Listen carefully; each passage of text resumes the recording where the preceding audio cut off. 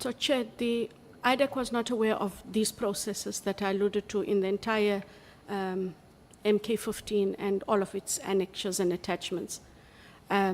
Because when IDAC requested the dockets through the Office of Lieutenant General Sentomule, if this, and I'm not saying that this didn't happen, what would have made sense if IDAC was informed that they should please wait, there is a process to deal with this matter, given that there is a complaint that has been escalated to the Office of the National Commissioner. Of course, we would have waited. We were not informed that there was a process to look at the allegations and or the unhappiness of Mr. Adams. Not at all. The dockets were handed over.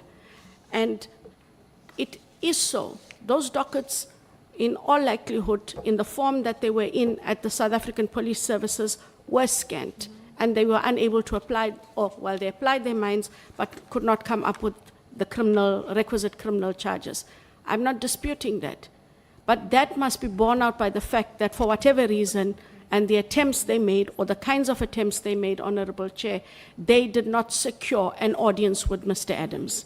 IDAC was able to secure an audience with Mr. Adams when he referred the matter in terms of Section 27. IDAC was able to sit with him, to take his affidavit, and to fully understand the allegations that he was making. That was an opportunity the police did not get. I accept that if they got that opportunity and or asked for that opportunity and went ahead with it, there's a real likelihood those cases would not have ended up in the IDAC space because the police would have done their work. So I'm not blaming anybody. I'm just saying we were not aware of that process. And I would honestly, in fairness to the colleagues at SEPS, one would have expected them to bring it to IDAC's attention, that they were vested in dealing with this complaint. Honorable Sangon. Sorry, can I just confirm what is the date that on which Mr. Adams referred the matter to IDAC, firstly, and then secondly, the charge against accused 1 to 6. I know that 7 has an additional charge of corruption. 1 to 6. Thank you, Chair. Sorry, Chair, if I may just ask for clarity, Honorable Sangoni, you are asking in terms of the referral made by Adams, what were the allegations he made against those accused? No, the date on which he made the referral. Thanks. I speak under correction, and when we get a break, I'll get the exact date, but it would have been between the 11th and the 20th of November.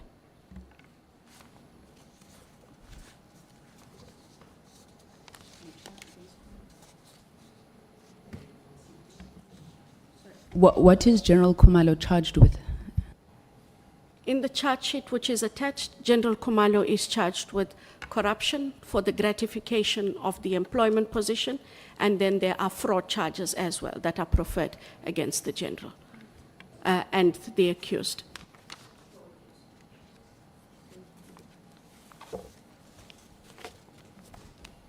Honorable Mngango, Honorable Skwasana. Well, thank you, Honorable Chairperson. Good afternoon, Advocate. I'm just wanting to get some clarity here that the information contained in the annexure document actually gives us a process that actually had been undertaken by the police after they had actually received is it the dockets? I don't know whether the dockets from Mr. Adams. So it actually outlines the processes. Now, in the evidence here that is presented to us, the documents are actually reported to have disappeared. In the light of what actually is contained here, would you still say that the documents had disappeared? Sorry, Chair, I seek clarity. I'm just slightly confused about what documents do you refer to, Honorable Member? I mean I don't know whether it is, you guys call it dockets. The dockets, honourable member. Yes, Yes. dockets, yes. In your statement, in your evidence in chief, you are actually saying that those dockets were missing. Nobody knew where they were. And then here in this annexure, the annexure is actually outlining the process that indeed these dockets were being attended to in November and right up to December. So my question is, would you still maintain that the dockets had disappeared, as you have actually said in your evidence? Thank you, honourable member. What is in my affidavit is what is reported to us by Mr. Adams, that he had opened cases in the Western Cape, those dockets disappeared. I use the words that the person used, that he opened dockets in Gauteng and they disappeared. What I did say in an earlier response just now was, IDAC was not aware of the process that was followed as per MK15. So how these got there, we are not aware. But what we did become aware of is when he came to Gauteng, we asked the Divisional Commissioner Detectives that we would like to know if these dockets are there and can we have access to those dockets. Given that they were then, as I now know, were busy with these, of course they had those dockets. But we didn't know where those dockets were, and the witness, Mr. Adams, the complainant, sorry, indicated that the dockets were missing. When those dockets were handed to us, we were handed dockets with Valeria CARES numbers and one Langlagte CARES number, and those were the dockets that we then had. But those were the dockets that they had and gave to us. We didn't know that they had them till we wrote and asked for them, but that is what he said, honourable member, that the dockets were missing. Through you, Chair, should we actually believe that the dockets were missing or had disappeared? Should we actually be still saying that the dockets had disappeared? Honourable member, I give it from the context of what was referred to us and what the complainant indicated. When we had the dockets, we can no longer say the dockets are not there. Those are the dockets that we were given by the head of detectives. So in his initial report, he said the dockets are missing. So when we were given the later information, we were able to ask for. So no, we can't say the dockets are still missing. We now have the dockets because the head of detectives provided us with those dockets. Thank you. Ngola and then Matthijs. Thanks, Chair. In the same docket kind of questioning. Mr. Adams opens a case in Cape Town. 2 days later, Mr. Adams opens a case in Gauteng. When did he lodge a complaint with IDAC? And when did IDAC receive the dockets? Thanks, Chair. Thank you, Honourable Ngola.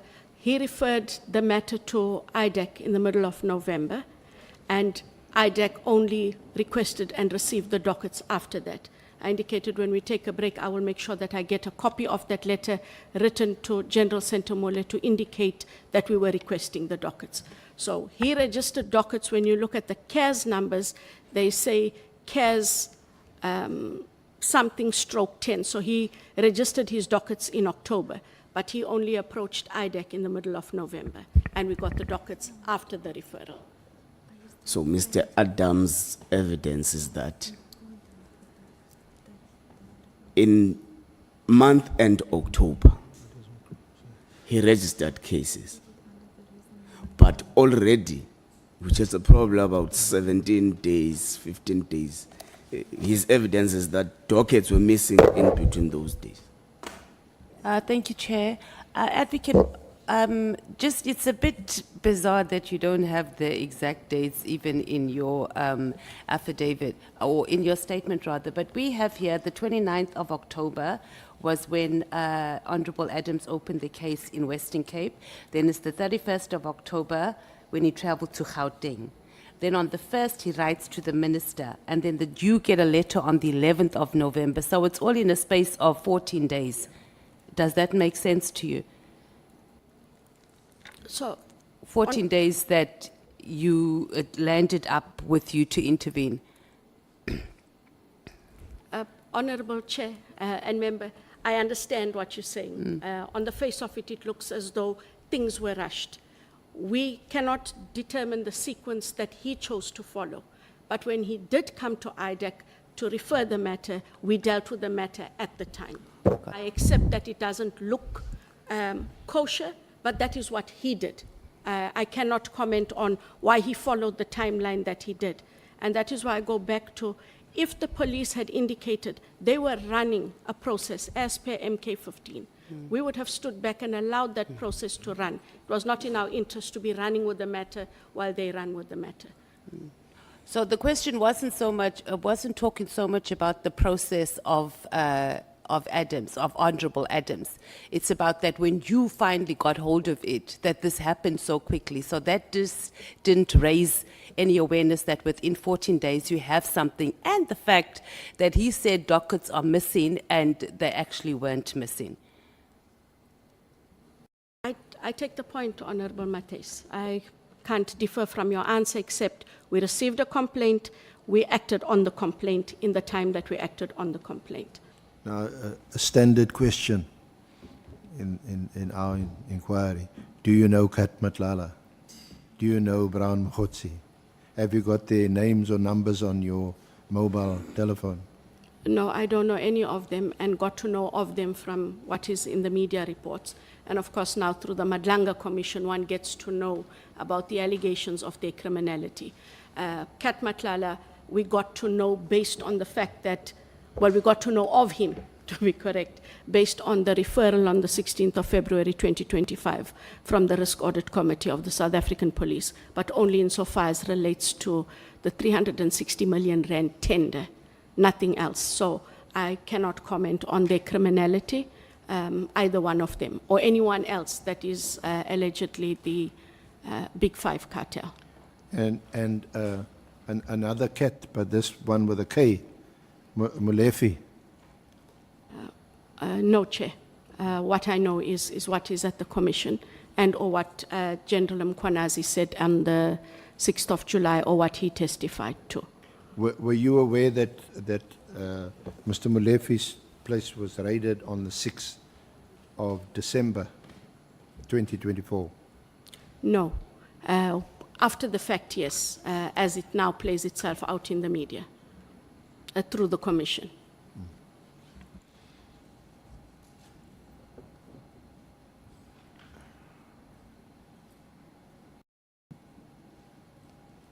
Because the narrative is that what triggered this whole train of events is Molefi's, the raid, his arrest on the 6th of December in Gauteng.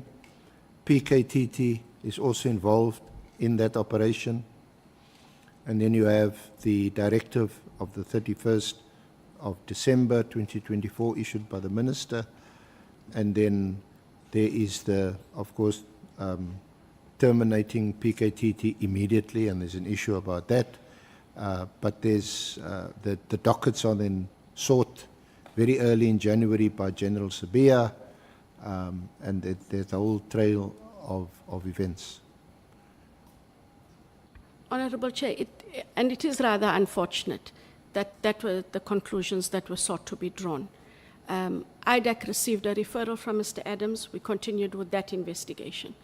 In February, we received a referral from the South African Police Services into the tender irregularities of Kat Matlala. We proceeded with that investigation.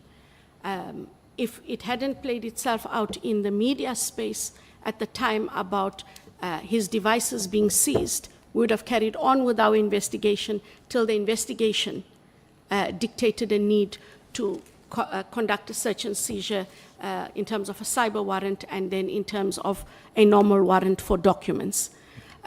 What their allegations and involvement are in other criminal matters, who's investigating those matters, are not of interest to IDAC, nor were they within the purview of IDAC. And the only way we came to know that the PKTT was even involved in the Matlala matter was the National Commissioner who directed that the 2 cell phones that were seized from Matlala were with Lieutenant General Khumalo's team, and that he had arranged and facilitated that those would be brought to IDAC and the cyber expert for download. That is as far as the knowledge is concerned. Everything else that we do know about the PKTT has played itself out as it has in the media. Be it the letter, be it the request for dockets, why they were asked, when they were asked, were not within our purview, and it has nothing to do with IDAC. And we had no right or reason to be involved in any of those.